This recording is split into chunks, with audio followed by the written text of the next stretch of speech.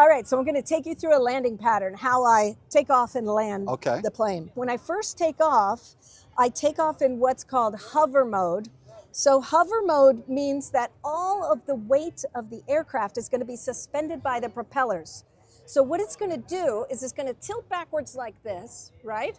And all the weight of the vehicle, I'm at 85 degrees. Wow. Why am I at 85 degrees? I'm at 85 degrees because it will give me lift, but it will also give me a little bit of forward velocity. The angle of these propellers here, they're not where you're going to be going up, right?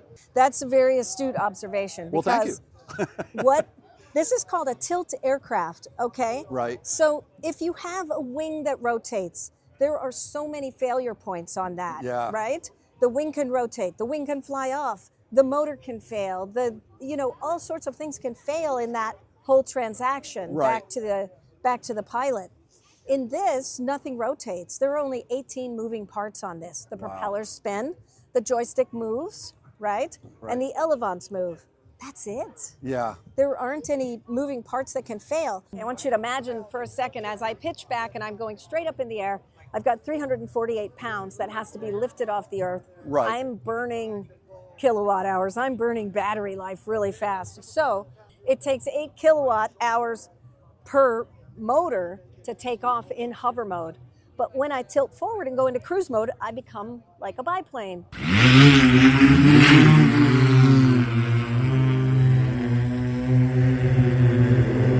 And the lift is created by the wings, and it doesn't take very much power at all to power it. Sure, that makes sense. So then it's 2 kilowatt hours per motor. Okay, so what comes on my monitor? As I'm flying, think about the things I need to know. I need to know how high I am above ground, so my AGL, or above ground level, right? I need to know my airspeed, so I need to know how fast I'm going.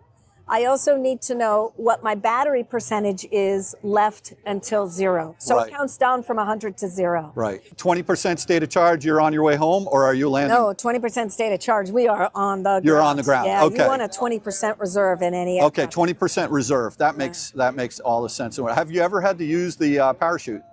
Not the parachute, no. We have gone down below 20%, but only because it was a situation where we couldn't quite reach the airfield and we put down early.